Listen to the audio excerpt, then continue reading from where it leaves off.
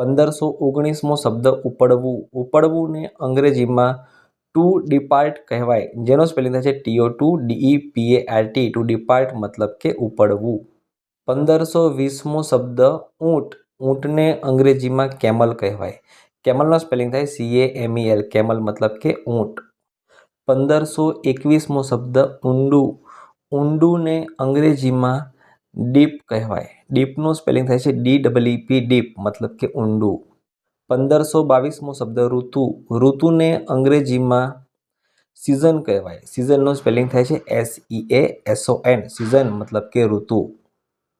1523મો શબ્દ ઓગળવું. ઓગળવુંને અંગ્રેજીમાં two melt કહેવાય, જેનો સ્પેલિંગ થાય છે TO2MELT. મેલ્ટ. ટુ મેલ્ટ મતલબ કે ઓગળવું.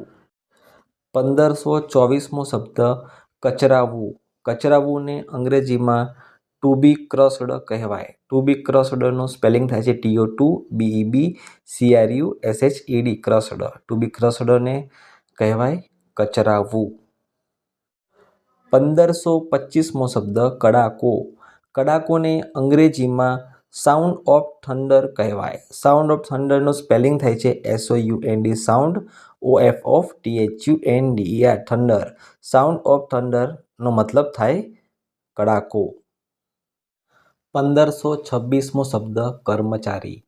કર્મચારીને અંગ્રેજીમાં ઓફિસર કહેવાય. ઓફિસરનો સ્પેલિંગ થાય છે OFFICER. ઓફિસર મતલબ કે કર્મચારી. 1527મો શબ્દ કરા. કરાને અંગ્રેજીમાં હોલ સ્ટોન કહેવાય, જેનો સ્પેલિંગ થાય છે HALL hail STONES. Stones. Hail stones મતલબ કે કરા. 1528મો શબ્દ કરોળિયો. કરોળિયોને અંગ્રેજીમાં સ્પાઈડર કહેવાય. સ્પાઈડરનો સ્પેલિંગ થાય છે SPIDER. સ્પાઈડર મતલબ કે કરોળિયો.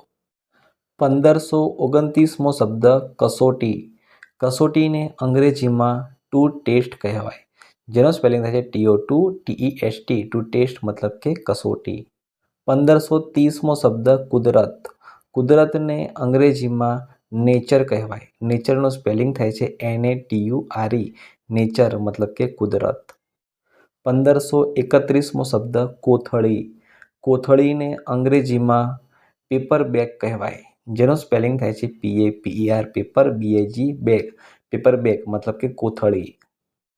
1532મો શબ્દ ખરવું. ખરવુંને અંગ્રેજીમાં ટુ ફોલ કહેવાય, જેનો સ્પેલિંગ થાય છે TO2FALL. Two fall. Two fall મતલબ કે ખરવું. 1533મો શબ્દ ખાતર. ખાતરને અંગ્રેજીમાં ફર્ટિલાઇઝર કહેવાય. ફર્ટિલાઇઝરનું સ્પેલિંગ થાય છે FERTILIZER. ફર્ટિલાઇઝર મતલબ કે ખાતર.